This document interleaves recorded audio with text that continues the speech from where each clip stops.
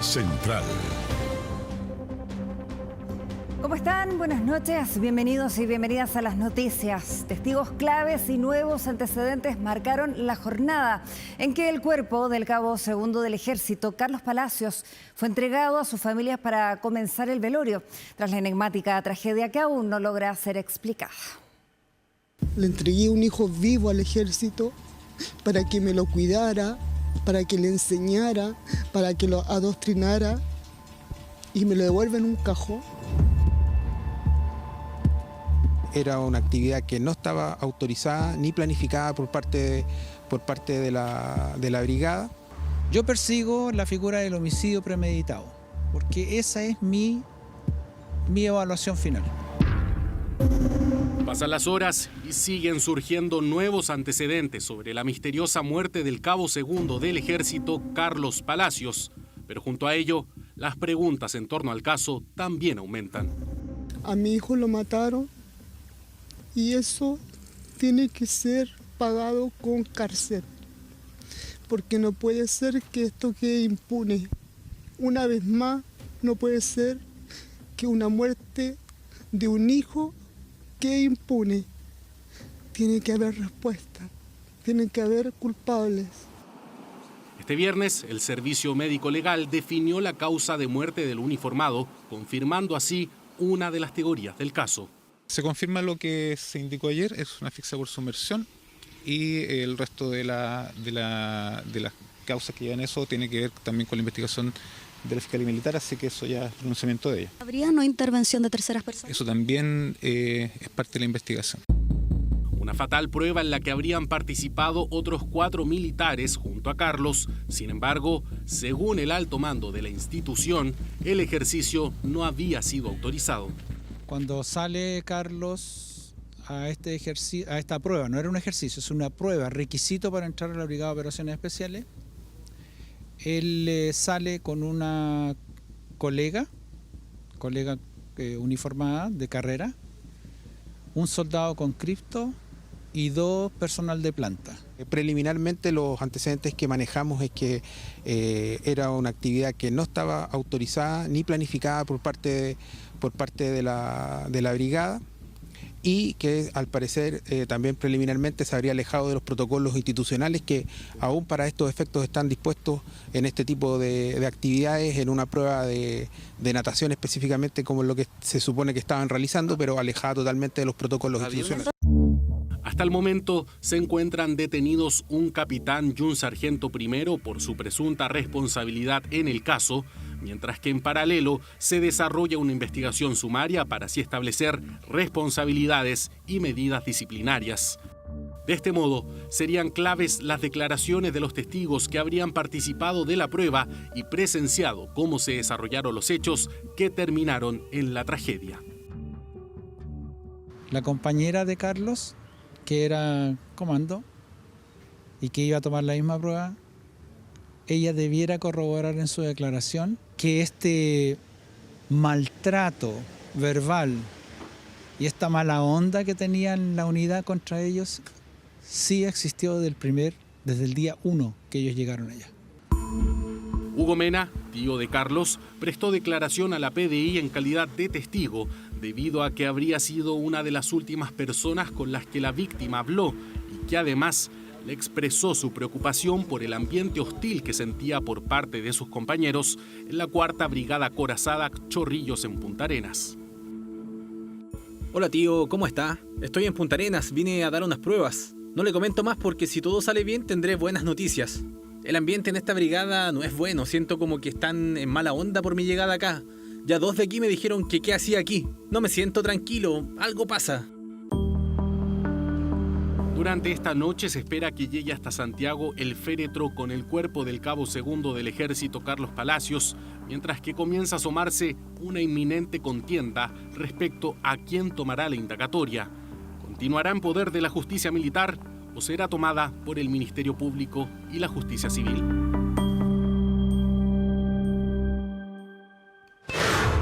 Ahora. Bueno, y hasta ahora el presidente electo José Antonio Kast participa en una importante actividad en Miami, Estados Unidos, que antecede al foro de este sábado, quien liderará Donald Trump. Ignacia Jiménez nos cuenta. Ignacia, buenas noches.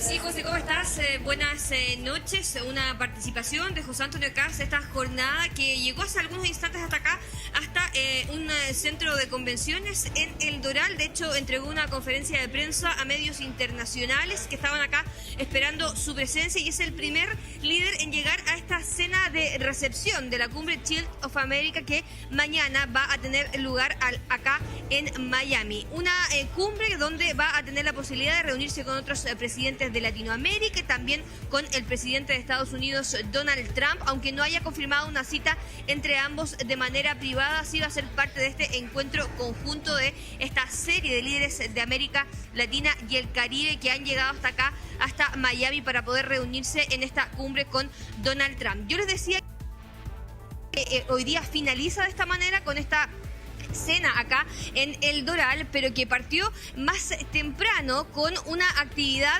del Partido Republicano Estadounidense de acá de Miami, donde pudo reunirse con distintos militantes, el presidente también del Partido Republicano de acá de este estado, y donde también tuvo la oportunidad de encontrarse con el embajador de Estados Unidos en nuestro país, Brandon Judd, que dijo que él estaba invitado a esta serie de actividades acá en Miami y que se encontraron finalmente con José Antonio Kast en ese lugar. Un encuentro que toma relevancia sobre todo por la llamada polémica del cable chino submarino que hay. Sí, ahí está. Estamos en contacto con María Ignacia Jiménez, justamente desde Miami, Estados Unidos. Vamos a escuchar parte de las declaraciones recogidas durante esta jornada. También hacerle un reconocimiento al embajador de Estados Unidos en Chile. Porque no le ha tocado fácil a nuestro embajador. Es la humildad que trae en su puesto, que es la razón que yo creo que you're going to be very good.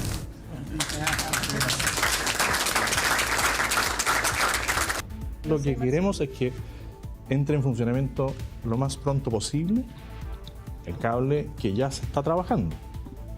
Y ese mismo cable, lo dijo también nuestro futuro ministro de Transporte y Telecomunicaciones, cubre las necesidades de nuestro país por 30 años casi. Bien, parte de la intensa agenda internacional del presidente electo José Antonio Kast, que marca sus primeros pasos y que también antecede a pocos días del cambio de mando. Ya vamos a estar más adelante con María Ignacia Jiménez.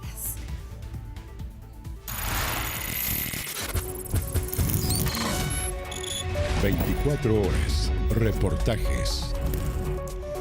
Presta atención a lo siguiente, esta es información exclusiva. 21 de 23 páginas son exactamente idénticas. Un documento elaborado por la abogada de los principales condenados por violaciones a los derechos humanos como Miguel Krasnov y Álvaro Corbalán coincide con casi su totalidad con el polémico proyecto de conmutación de penas. Atención con los detalles. ¿Quién está detrás del proyecto original?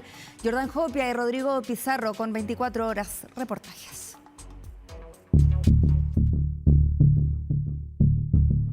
¿Han votado todas las señoras y señores senadores? Se aprueba en general y hay un plazo de explicaciones el lunes 30 de marzo a las 12 horas, Secretaría del Senado. Es uno de los proyectos más polémicos del último tiempo, uno que podría conmutar la pena de cárcel a más de 12.000 internos, entre ellos condenados por delitos de lesa humanidad. Yo los invito a leer a Kant y a Weber. Los kantianos sabemos que hay que hacer lo que hay que hacer. Hay que hacer lo que hay que hacer. Y no hay cálculos personales en hacer lo que hay que hacer. A 24 horas reportajes nos hacen llegar un documento en exclusiva y llama la atención que al revisarlo hasta su página 21 de 23 es idéntico al presentado en el Senado. Su autora, Carla Fernández, abogada que ha representado a exmilitares condenados por violaciones de derechos humanos como Miguel Krasnov y Álvaro Corbalán. Que afecta a los derechos de los internos de Punta Peuco, básicamente porque lesiona su dignidad. A ella la conozco también, he estado con ella un par de veces. pero como conozco a múltiples otras personas que básicamente no me cabe la menor duda que tienen preocupación por el tema. Soy de la opinión de aprobar esta moción, sin distinción entre presos, cualquiera sea la causa de su condena. Nos hacen llegar también esta fotografía donde se ve al senador Chaguán junto a la abogada Fernández. El pie de foto indica: seguimos avanzando con el trabajo del proyecto de ley que, de ser aprobado, mucho ayudaría a nuestros camaradas hoy privados de libertad. El documento de la abogada se titula Ley de Dignidad en la Ejecución Penal de la Población Geriátrica, el presentado en el Senado proyecto de ley que regula la suspensión y el cumplimiento alternativo de penas privativas de libertad para condenados. Lo llamativo es que en la exposición de motivos ambos son iguales y tienen párrafos como este. El tiempo no se detuvo el año 1973, sin embargo la ficción jurídica del secuestro permanente ha permitido sostener de manera irracional e ilógica que los criminales militares de antaño, incluso hoy presos, ancianos, enfermos o discapacitados, mantienen conductas contrarias a derecho, favoreciendo la impunidad, negando a las personas investigadas, procesadas y condenadas la posibilidad de defenderse en base a prueba actualmente existente en el servicio médico legal. Osamentas.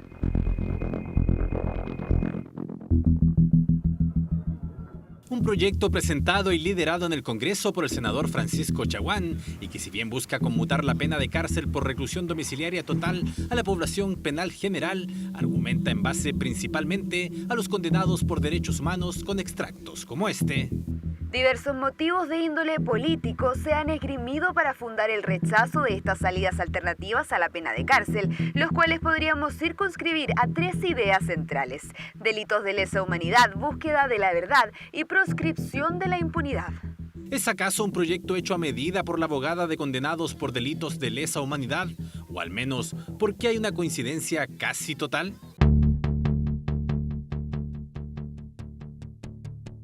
La moción apunta a reos ancianos, enfermos y discapacitados. Al entrar al detalle de los artículos vemos leves diferencias, como por ejemplo la letra B del artículo primero, que no existe en el documento de la abogada, pero que los senadores agregan. B. La prevención general o la retribución no deben tomarse en cuenta en la fase de ejecución de la pena.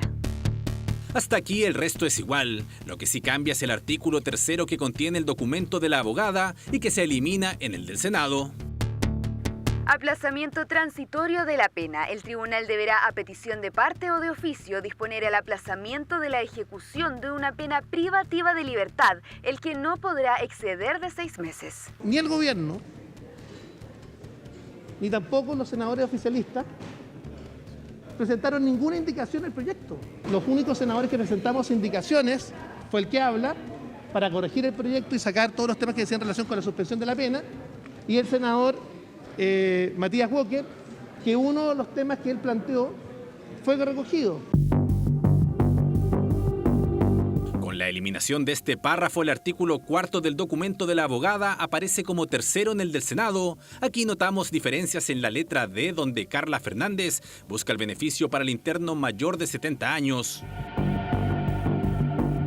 El proyecto presentado lo cambia y agrega: al interno mayor cumplido 80 años o más como resultado de la suma de su edad real más los años que efectivamente ha estado privado de libertad en un recinto penal, teniendo una edad mínima de 70 años.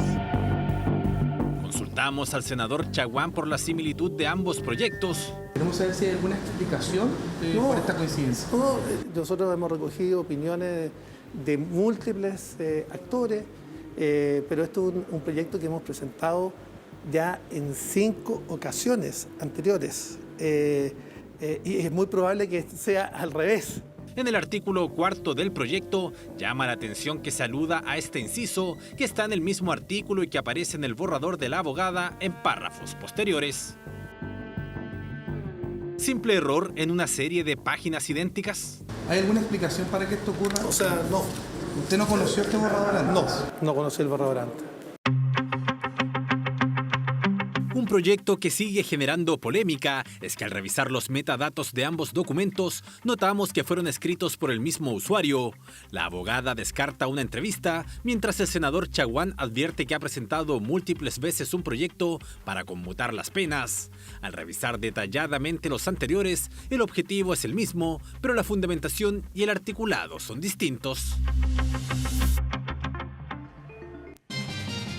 Y ahora en informeespecial.cl, más detalles y antecedentes claves sobre este caso, escaneando el QR o visitando nuestro sitio web directamente a través de la pantalla. Informeespecial.cl, mire el reportaje también escaneando ese QR. Ahora. Bueno, y liderado por el presidente Gabriel Boric, esta tarde se desarrolló el último cónclave oficialista del gobierno. Hubo notorias ausencias y fuertes críticas al polémico proyecto que hoy enfrenta el oficialismo y la oposición. Marian Basso con los detalles. Marian.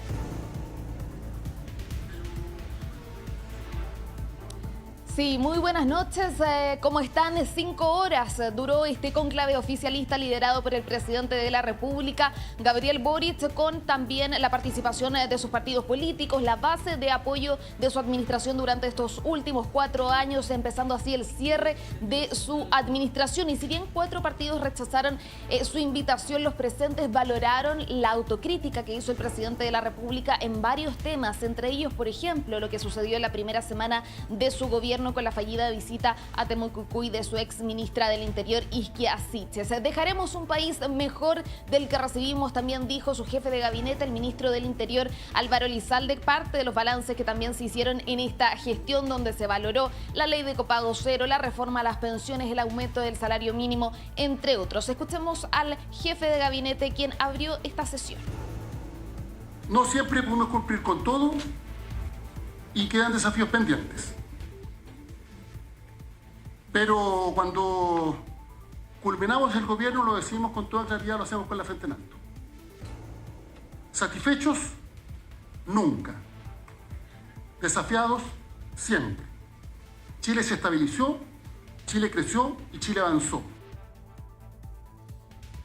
Y durante esta jornada de debate también hubo palabras para un proyecto que ha desatado el enojo, la molestia del oficialismo, y tiene que ver con este proyecto que avanzó en el Senado para el cumplimiento alternativo de penas y que podría beneficiar a condenados por delitos de lesa humanidad. A eso se refirió la ministra vocera de Gobierno, Camila Vallejo, durante esta jornada, señalando también y emplazando al sector político del presidente electo José Antonio Kast, señalando que este es un error, que hay que ponerle un pare a esta situación. La respuesta vino por parte del propio presidente electo, que se encuentra en Miami. Dijo que él no va a indultar a nadie respecto de estos temas y que está en el Congreso Nacional la posibilidad de que este proyecto avance. Recordemos que hace algunos días también, o hace algunas horas más bien, él señaló que esto se trata de la humanidad de esas personas que están ahí encarceladas. Escuchemos también las declaraciones. Parece que los que querían tratar con amor a los delincuentes eran ellos. Y ahí se reflejan las contradicciones, ¿no? Se empuja tan vehementemente un proyecto que busca abrir las puertas de las cárceles a homicidas, violadores, femicidas, genocidas. ¿Quién ha indultado delincuentes y todavía no se arrepiente? El actual presidente. Nosotros no hemos indultado a nadie. Y hemos señalado que no vamos a indultar y que este proyecto está radicado en el Congreso. ¿Por qué adelantar la discusión? Esperemos que termine la discusión en el Parlamento, que se presenten todas las indicaciones y lo que nosotros queremos plantear es el tema humanitario. Esta es una de las actividades ya de cierre de esta administración, Gabriel Boric 2022-2026. El día de mañana, sábado, se espera a las 11 de la mañana una convocatoria ciudadana en la Plaza de la Constitución, donde la gente está llamada a despedirse del presidente Gabriel Boric, quien podría también salir desde el Palacio de la Moneda a saludar a todos sus adherentes. Desde acá, desde el Palacio de la Moneda, estaremos informando y nos despedimos para 24 horas. Que estén muy bien, muy buenas noches. Marian Basso con la información, te agradecemos el reporte. Buenas noches. Y atención con lo siguiente, la Corte Suprema modificó la medida que identifica con prefijos especiales a llamadas de cobranza. Con esta decisión, las empresas asociadas al retail financiero ya no tendrán que usar estos números distintivos cuando contacten a personas por deudas impagas. El teléfono suena y muchas veces la decisión es no contestar. Porque detrás de esos números desconocidos puede haber publicidad, ofertas, spam o algo que muchos prefieren evitar, una llamada de cobranza. ¿Contestas estas llamadas? Antes las contestaba cuando no tenían el prefijo 600 y 800 porque era como cualquier número y siempre contesto cualquier cosa porque puede ser importante. Pero ahora que está esa distinción, no los contesto. Rara vez las contesto. La verdad es que cuando lo hago, por lo general es información que no necesito. A veces les digo dejen de molestar, pero con otras palabras. Pero una decisión de la Corte Suprema cambió las reglas del juego. Desde agosto, las llamadas comerciales masivas usan los prefijos especiales 600 y 809. La idea es simple, que las personas puedan reconocer este tipo de llamadas y evitar el spam o posibles fraudes telefónicos. Pero el retail financiero, donde están las tarjetas y créditos de grandes tiendas, comenzó a observar un problema a raíz de esta medida. Con los prefijos lo que sucedió es que cuando estas empresas empiezan a tratar de contactar a sus deudores, la gente al ver el prefijo lo asimiló a cualquier spam y por lo tanto dejó de contestar. Esto implicó que cayó el contacto entre un 30 y un 55% desde las empresas del retail financiero a los deudores y eso puso en riesgo la morosidad. El máximo tribunal determinó ahora que las llamadas de cobranza no son lo mismo que publicidad o spam, sino una comunicación directa entre un acreedor y un deudor. Se concluyó entonces que la SUTEL no puede obligar a las empresas de cobranza a usar esos prefijos especiales. Debemos alertar que desde ahora las llamadas de cobranza van a poder estar anonimizadas nuevamente.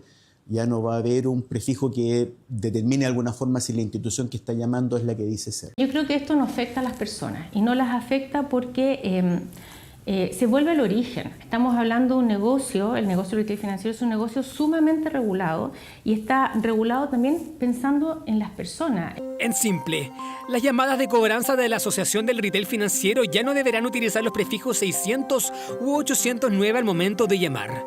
Pero la gente suele contestar números desconocidos que no son los prefijos 600 y 809. Esos números trato de contestarlos porque a veces, no sé, por un conocido que tiene otro número, se consiguió otro número, va a llamarte. Sí, ahí me da como más confianza para responder. A veces sí, y depende también de lo que uno esté pasando en ese momento. O sea, si tienes un médico o algo, contesto por si es algo importante. Lamentablemente ahora estas llamadas no van a tener esta característica, por lo tanto va a haber que creer que ese número desconocido efectivamente corresponde a la institución que dice ser. Creo que es una buena estrategia como para que las personas respondan. A algunos les conviene, a otras no, o sea, en este caso a mí no. Yo creo que está bien porque el número spam nadie lo va a contestar. Bueno, si al final uno tiene que pagar, ¿no? Esa es la responsabilidad de cada uno, ¿no? Diputados de la UDI anunciaron que presentarán un proyecto de ley para obligar a las empresas de cobranza extrajudicial a utilizar prefijos específicos al momento de contactar a los deudores. Mientras, ahora usted podrá recibir llamados de estas empresas desde números comunes y corrientes. Conflicto en Medio Oriente. A una semana de la guerra en Medio Oriente ya son más de 1.500 muertos, además de miles de desplazados, especialmente en Irán y Líbano, los dos países más golpeados por el conflicto iniciado el sábado. El presidente Trump exigió la rendición de Irán para acabar con la guerra. El gobierno libanés debe deshacerse de Hezbollah y de los soldados de la Guardia Revolucionaria que operan en su territorio. Si no lo hacen, los perseguiremos y los atacaremos. Actúan con soberbia por su cuenta, pero nosotros también queremos vivir, como cualquier otra persona. Queremos paz y seguridad. Dos palabras que desde hace una semana se han vuelto una utopía para millones de personas en Medio Oriente. Dijeron que iban a atacar Dahiyeh, así que nos fuimos. Llegamos a otro lugar y ahora también tenemos que irnos. Ya no sabemos a dónde ir, no tenemos dónde quedarnos. El drama que describe Aliye Hijazi, quien a sus 76 años tuvo que iniciar un viaje de 17 horas por carretera, es el de al menos 100.000 personas en Líbano, que han tenido que huir de sus casas tras los bombardeos de Israel, que esta semana ordenó evacuar barrios enteros de Beirut. Con estas órdenes de desplazamiento generalizadas y masivas, hablamos de cientos de miles de personas afectadas. Nuestros colegas sobre el terreno escuchan a diario la angustia que sufren las personas, sin saber a dónde ir, sin saber cuánto tiempo les llevará. Esto plantea serias preocupaciones en virtud del derecho internacional humanitario. Preocupaciones que crecen tras las declaraciones de Israel de haber bombardeado más de 500 objetivos esa semana en Líbano y de anunciar una nueva fase de la guerra en Irán. Un país en el que ya son más de 1.300 los muertos tras los ataques conjuntos de Estados Unidos e Israel. Mientras, el presidente Donald Trump aseguró este viernes que lo que busca es que Irán se rinda sin condiciones para acabar la guerra, algo que desde el país persa está lejos de considerarse. La guerra debe continuar. Derramaremos hasta la última gota de nuestra sangre para que se vengue a nuestro líder mártir y a todos los hombres, mujeres y niños que han asesinado. Estados Unidos gastó al menos $3.800 millones solo en los primeros días de la guerra para derribar al régimen de los ayatolás, un enfrentamiento que se suma al largo historial de conflictos en Medio Oriente.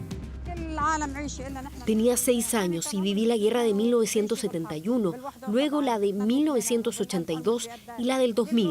Y siguen habiendo guerras y guerras aquí. ¿Cuándo vamos a terminar con estas guerras?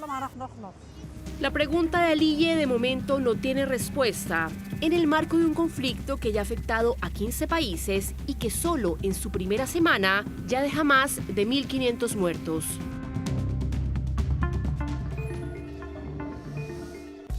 Presta atención a la siguiente historia. El primer llanto de Alonso no se escuchó en un hospital, sino que en el baño de lo que sería su hogar en San Miguel. Y a kilómetros de distancia, un doctor que gracias a una videollamada pudo acompañar a sus vecinos en uno de los momentos más importantes de sus vidas. Una historia que hoy se resume en una sola palabra: gratitud. Verónica Moscoso con los detalles.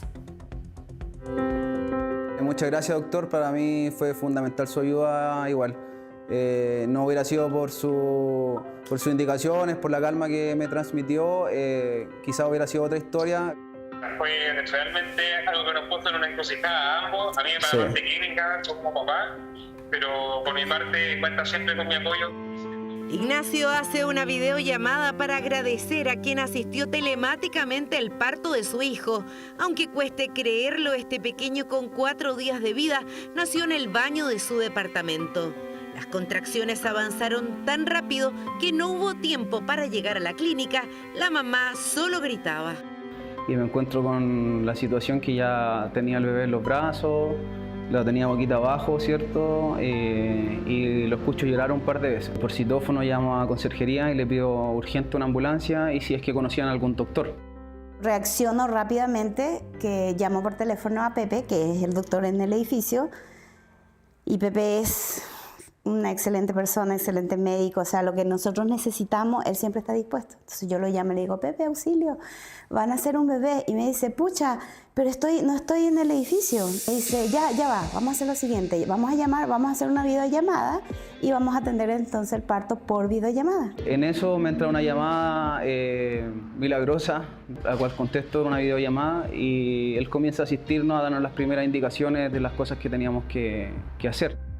Ese doctor era José Pepe Tapia, su vecino del piso 2, con quien nunca se había cruzado. En ese instante, él estaba trabajando en su consulta en el área cardiovascular del Hospital San José. Él además es bombero, trabajó en el SAMU, por lo que ya tenía experiencia en este tema, pero en vivo y en directo, no a más de 10 kilómetros de distancia.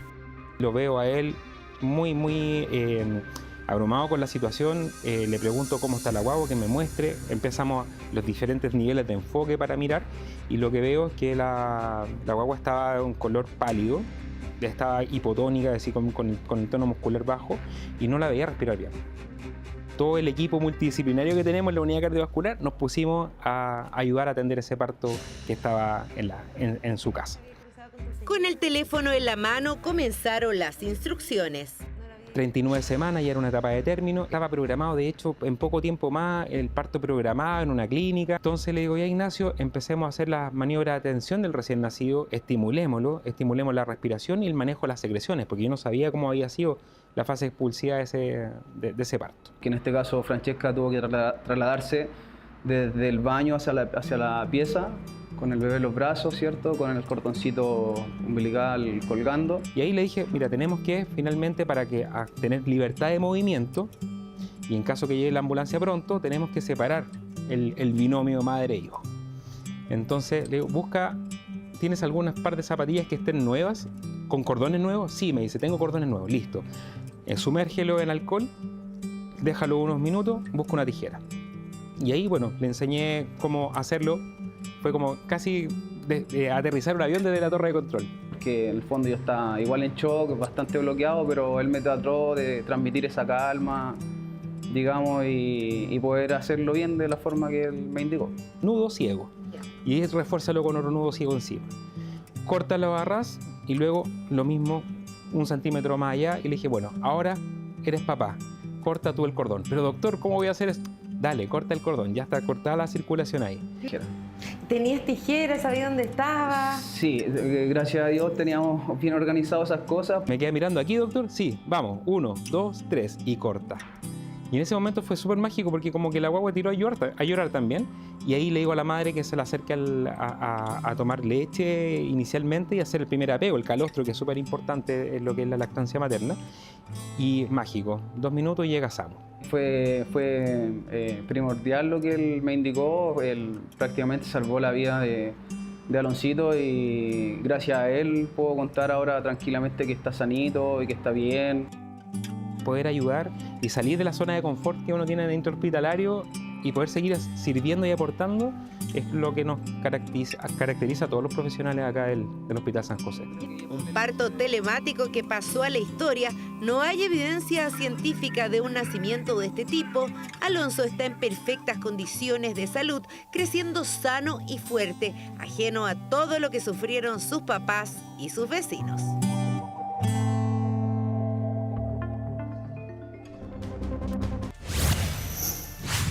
Día Internacional de la Mujer, 8M.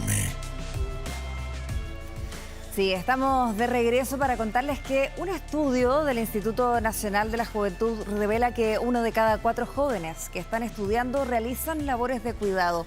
Y de ese grupo, el 64% son mujeres. Muchas de ellas deben dejar o congelar sus carreras universitarias o técnicas. A la carga de cuidar se suman las dificultades para proyectar un futuro profesional.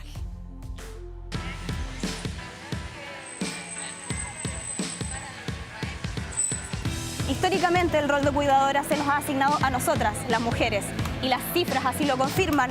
De 216.000 personas inscritas en el sistema de apoyos y cuidados, el 86% corresponde a mujeres y solo el 14% a hombres. Me llamo Scarlett Rudolph, tengo 25 años. Estudié en un liceo técnico y de hecho una vecina muy cercana, ella era auditora y de ahí le tomé como el gustito. El 2019 entra a estudiar contador auditor en la USACH. Todo marcha bien hasta que llega el 3er año de universidad, cuando su vida cambia de golpe. Mi mamá hubo un momento en que salió a comprar, se cayó y después un día en la noche, madrugada, se cayó tratando de volver a la cama. Entonces, y ahí empezó ya muy raro, no podía modular bien. Y dentro de eso estaba lo de la movilidad. Entonces, ahí fue cuando mi vecina me dijo, la vamos a llevar a médico. Los médicos la revisan e indican que es solo una subida de presión, pero la madre de Scarlett empeora. Estaba hablando peor y ya no se podía levantar. Ahora ya no era que caminaba lentito ni nada, sino que ya no se podía ya parar. Entonces fuimos de nuevo a urgencias y ahí dijeron que era una ACV fuera de ventana y que teníamos que llevarla directamente al hospital. Un diagnóstico tardío que cambia drásticamente su vida y que la obliga a asumir el rol de cuidadora. Fue complicado porque fue muy repentino. Yo no sabía mudar una persona, o sea, nunca tuve que hacerme cargo de la casa. Yo me encargaba de estudiar y ayudar en lo que podía, pero quien llevaba la casa era mi mamá. Luego de un mes internada en el Hospital del Carmen, le dan el alta a la madre de Scarlett, que depende 100% de su hija por las secuelas del ACV. Tuve que congelar sí o sí porque ya mi rol de cuidadora era 24/7, entonces fue complicado también tener que pensar y decir, bueno, ya se acabó, o sea, no pude terminar mi carrera. El cuidado es una realidad muy masiva, tanto en Chile como en América Latina y en el mundo en general. Parte de una reproducción cultural que asigna roles a los hombres y a las mujeres, los hombres principalmente asociados a su rol de proveedor productivo principal, y las mujeres por su capacidad de reproducir la vida humana. Se nos asigna el rol de cuidadoras de la vida en general. Cuidar y estudiar es una realidad de la que poco se sabe. Un estudio realizado por INJUV revela que 1 de cada 4 jóvenes entre 15 y 29 años realizan labores de cuidado no remuneradas, siendo el 64% mujeres. Durante el primer periodo en que Scarlett divide sus tiempos entre la universidad y los cuidados de su madre, comienza a vivir la poca empatía de sus pares. Como por ejemplo de trabajo en grupo, es muy complicado, porque el tiempo que tienen ellos en el día yo no lo tenía, mi tiempo era en la noche. Entonces hay mucha gente que decía, no, pero es que lo necesitamos ahora, aunque el trabajo fuera para más adelante. Y aunque yo le explicara, ¿sabes qué? Mira, tengo tal y tal tema, y yo de verdad en las noches cuando yo hago las cosas, yo a la mañana temprano tú vas a tener el trabajo, no lo comprendían. Entonces hacía todos mis trabajos sola. Pese a las dificultades, Scarlett decide realizar su práctica profesional, sin embargo, no logra terminarla. Empecé a tener complicaciones porque me querían mandar fuera de Santiago, a pesar de que yo dije que era cuidadora y tengo mi credencial de cuidadora. Y resulta de que en una de las reuniones con uno de los jefes me dijo que no podíamos seguir así, porque para ello iba a ser un problema futuro si ellos me tenían que mandar a un lugar y yo no podía. O quienes cuidan sienten que al final son el cacho de la empresa, son el cacho del espacio laboral, porque no pueden llegar a tal hora. Eso significa que es una cultura organizacional laboral que no reconoce, incluso penaliza socialmente el cuidado. Y eso solo produce que las mujeres salgan del mercado laboral o que no podamos romper la brecha para mayor ingreso de empleo femenino. Finalmente, Scarlett decide renunciar antes de terminar. Esta es una situación que se repite constantemente y que para las mujeres perpetúa los círculos de pobreza. Mientras el sistema no mejore, mientras la sociedad no cambie tampoco su forma de ser o de pensar, van a seguir existiendo personas que van a estar cuidando en la soledad, que se van a ver empobrecidas producto del cuidado, y esas son cosas que hay que empezar a cambiar. Yo creo que el tema del empobrecimiento producto del cuidado, que no se está abarcando, es lo que más en este momento afecta a miles de familias. Desertan al ejercicio de derechos que son básicos en su formación, como el derecho a educarse. La educación es la llave para poder generar mejores condiciones de vida, para poder tener autonomía económica en las mujeres. Más del 40% de las jóvenes cuidadoras han visto afectada su salud mental, se quedan solas y a dejar una carrera se suma un aislamiento social. ¿Cómo afectó tu salud mental esa situación? Oh, fue terrible. O sea, para mí era llorar todos los días, no saber qué iba a pasar, una ansiedad horrible porque yo pensaba que en cualquier momento si yo la cuidaba mal, le podía pasar algo. Pero que la culpa iba a ser mía porque yo no la cuidé bien.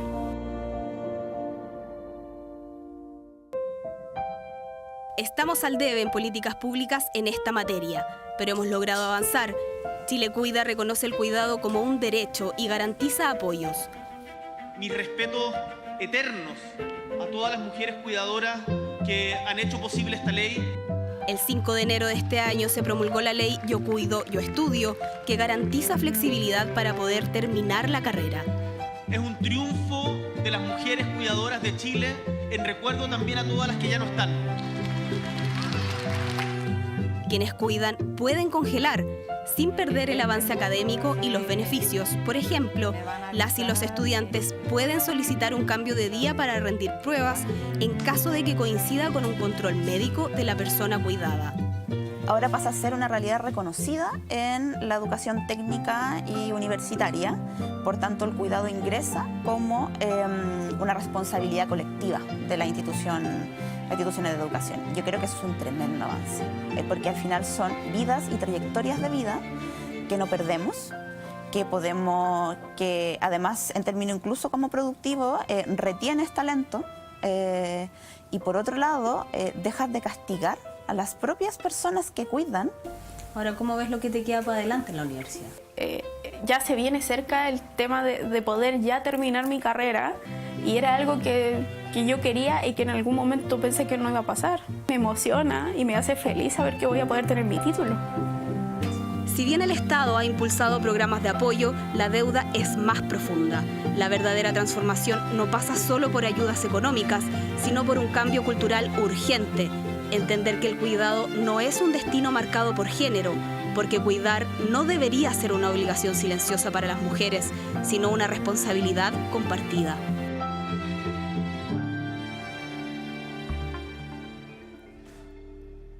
Claro que sí, tantos desafíos pendientes. Desde ya los dejamos invitados e invitadas a nuestra cobertura especial este domingo 8 de marzo en el Día de la Mujer. Y con esta información e invitación vamos a una breve pausa y volvemos con más de 24 Horas Central.